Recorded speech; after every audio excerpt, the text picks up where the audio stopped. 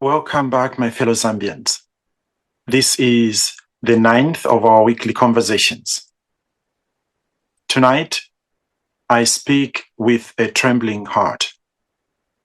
I speak to the oldest and most delicate subject in our country, the tribe question. It may be the hardest subject I have chosen to speak to, and so I speak with a deep sense of humility. I know that in some quarters of our society, this is a raw nerve. But we do not solve what we cannot name. And I would rather risk speaking with love than keep a silence while the cloth quietly comes apart.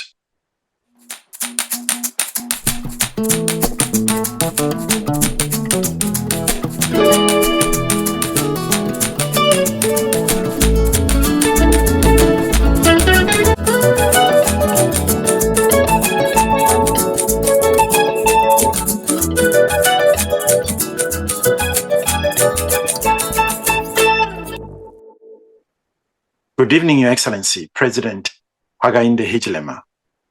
Good evening, my fellow Zambians. Tonight, I want us to hold together the simple and mighty words that Dr. Kenneth Kaunda and his fellow freedom fighters handed us. One Zambia, one nation.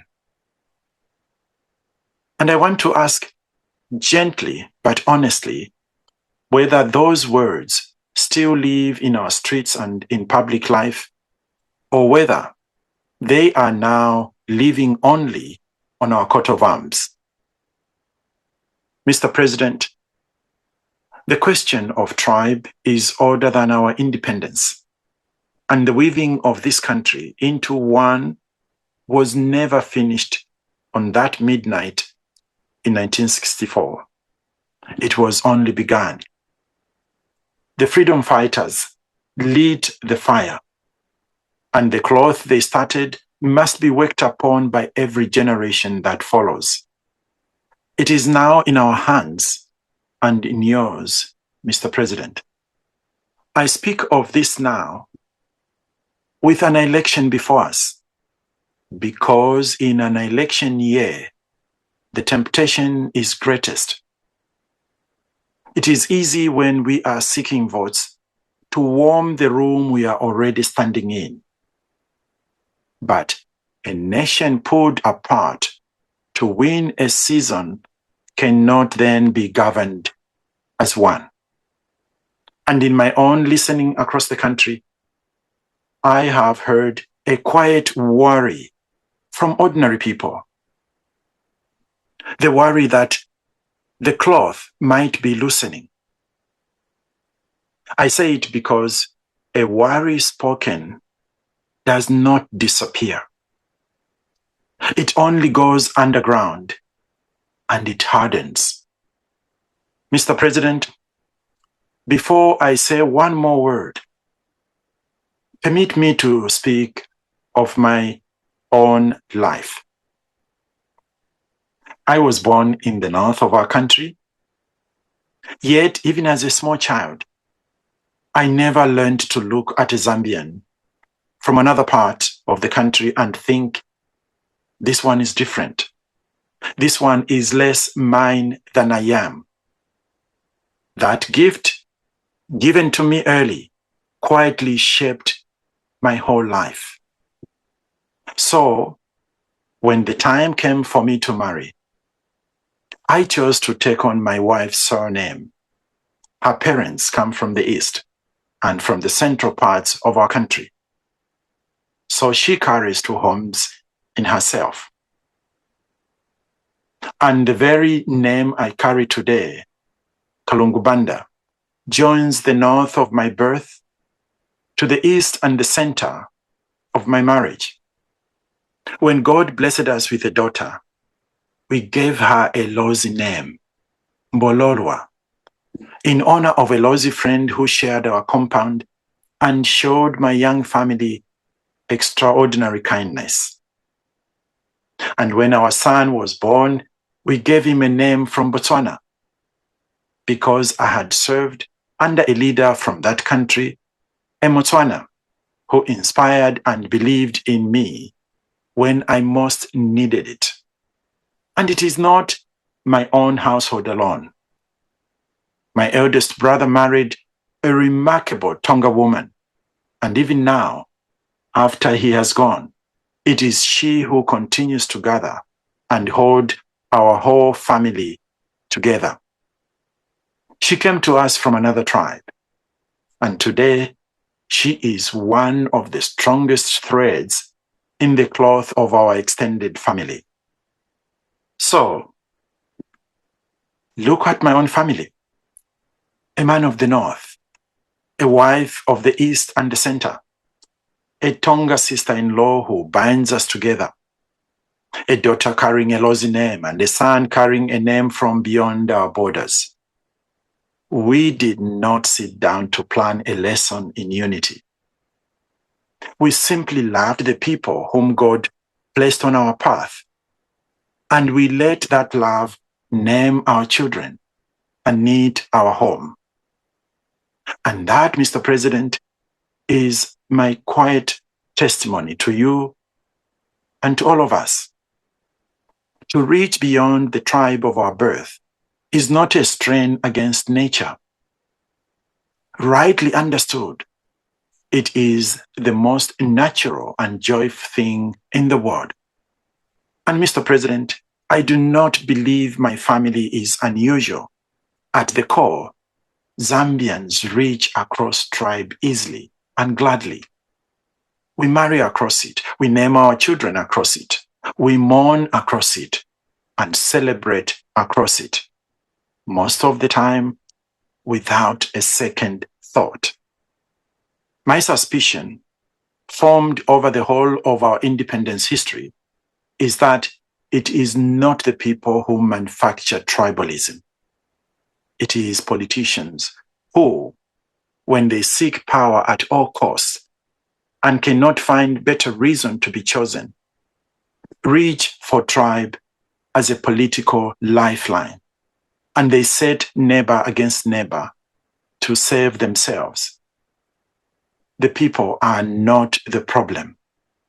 The people are the cloth. It is the restlessness hands of ambition that pull at the threads. Mr. President, when I feel the worry rise in me, I return to how we began, because our beginning was braver than our present.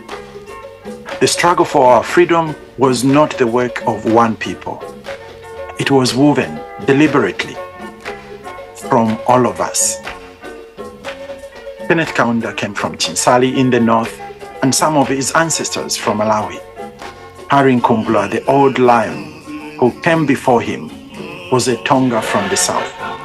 Simon Kapwepwe, who gave our nation the very name Zambia, was a Bemba. Mainza Chona, who held the party together and became our first prime minister, was a Tonga.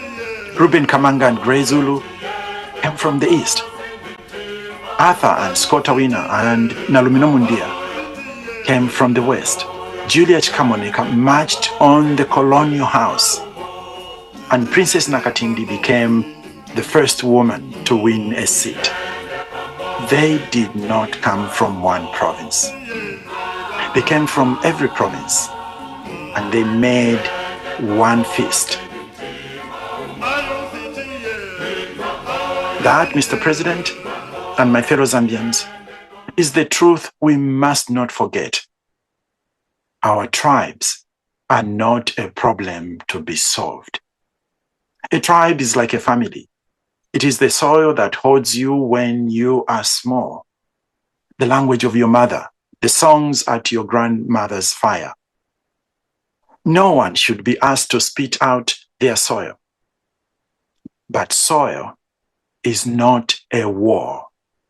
As we grow, we are meant to reach out from it, to be woven with others into something larger and more beautiful than any one of us. the many tongues were never the problem. Rightly held, they are the miracle. Different giftings, different traditions, different ways of seeing, drawn together into one cloth, are what make us richer as one Zambia, one nation. And what is true of a family is true of a nation. Think of the finest Zambian cloth.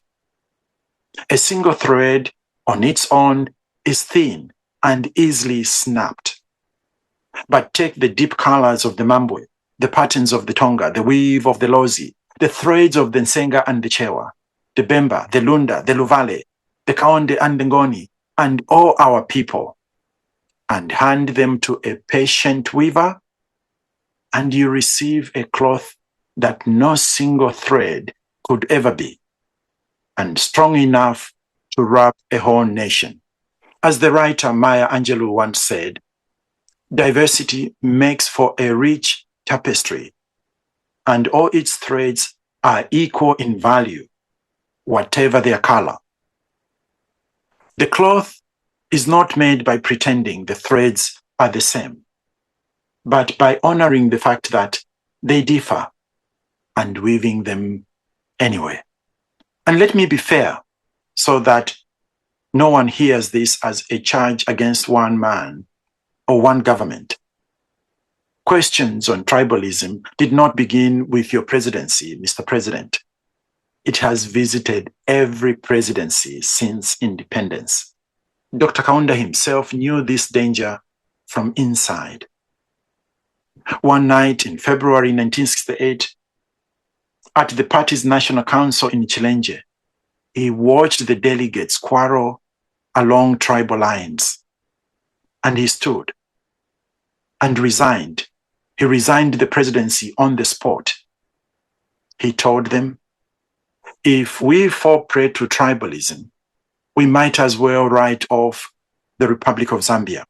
His colleagues pleaded with him through the night, and by morning, he withdrew the resignation. But the warning was real. This wound is odd, and it is ours together, not the property of any single party.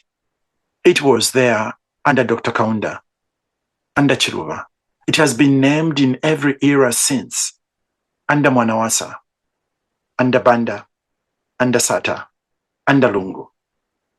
Each time, honest Zambians have had to say the same thing, that appointments must reflect the whole country, and that no province should feel like a guest in its own nation. So I raise it not to accuse, but because it is now our turn to tend the cloth. Mr. President, because this is a dialogue and not a song of praise, I must be both just and frank with you as one who wishes you well. You have spoken beautifully of unity.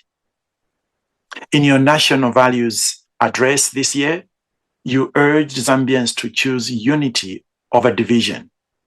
And you have added a third phrase to our motto, one people. Those words are right, and I honor them. Yet, in this campaign period, traveling through the western, northwestern, and southern provinces, you have also told audiences that in the past, their people were denied jobs and were beaten when they arrived at the intercity terminus in Lusaka, simply for who they were. Mr. President, in Hichilema, you said people were beaten very badly. In those days, if you were in opposition, you could not get jobs easily, and you asked whether they wished to go back to those days. Mr. President, where such things happened, they were a real cruelty, and it is right that they should end. I do not doubt the pain was true, but Hear the worry of a fellow citizen who wants you to succeed. When those wounds are named to one region, in the language of one region's suffering, some listeners cannot help but ask whether the leader who called us to be one is now, in the heat of the contest, warming the embers of separation. Voices across our public life, from churches to civic elders, have raised the same discomfort. I do not say this is your intent. I am saying a president carries a heavier duty with his words than any other citizen. Because when you name a wound by tribe, others hear permission to nurse it. The cruelty at Intercity, where it occurred, was the cruelty of party cadres against opponents. To retell it as one people against another is to hand our children a grievance wrongly dressed as a memory.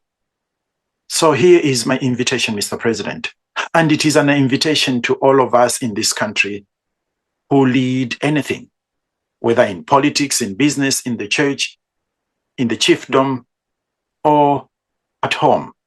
The first and highest duty of a leader in a land of many peoples is to weave, not to unpick. In my book, It Is How We End That Matters, I write that a leader's last and hardest work is to make himself less central, so that the country can learn to hold itself. So let the healing of old wounds be spoken in the language of all of us, and never only those who were wounded. When you go to a province that did not vote for you, go without the shield of party. Sit with a chief who opposed you and take a piece of pumpkin. When you name the pain of the West, name in the same breath the pain of the North and the East and the South, so that no Zambian feels their hurt is a bargaining chip and another's is not. And to every Zambian listening, the cloth is not woven by the president alone. It is woven at the market stall where you serve a stranger in his own language, at the wedding where two tribes become one family, in the quiet refusal to laugh at the joke that makes another people small. Dr. Kaunda taught us to sing Tiende Pamozi. Let us walk together.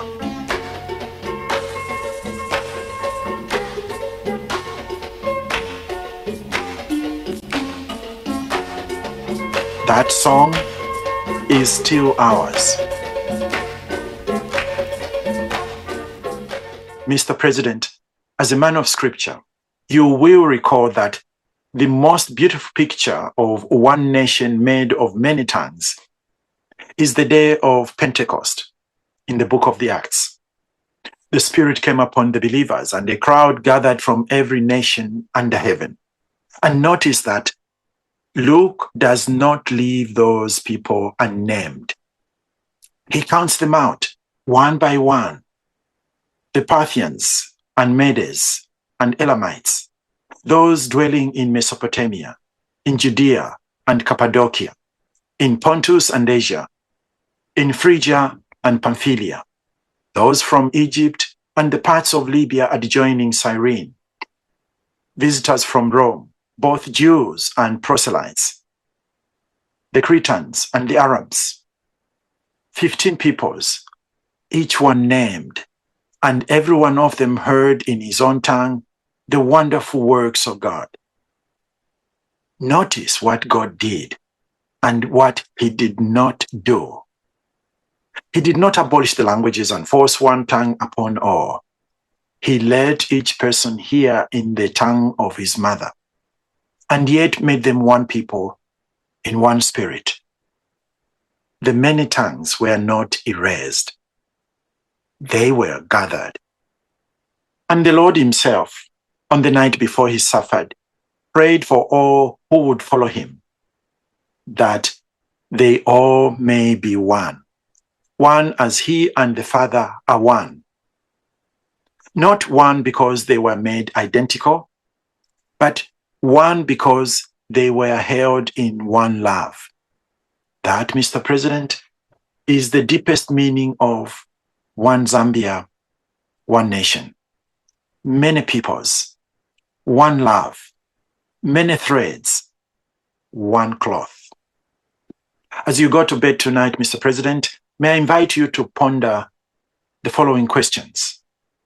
What does One Zambia, One Nation ask of you in the words you choose on the campaign platform? When you name an old wound, do you name it to one people, or do you carry the wounds of every province in the same breath? Until next week, when we speak of education, from promise to lived reality, hold these with me, Your Excellency. May we choose the welcome of the stranger over the comfort of our own. May we hold our own tribe as soil and our neighbor's tribe as kin. May we remember that the many tongues of Zambia are not many problems, but many blessings waiting to be woven into one beautiful cloth of One Zambia, One Nation. May God hold this country with both hands. Good night, Your Excellency. Good night, Zambia.